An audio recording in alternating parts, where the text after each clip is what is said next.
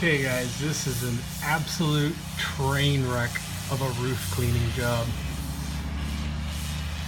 This is going to cost that neighbor a new roof in just a few years.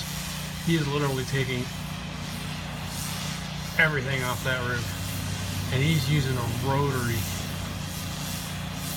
Man, that is made for concrete pavers, not a roof.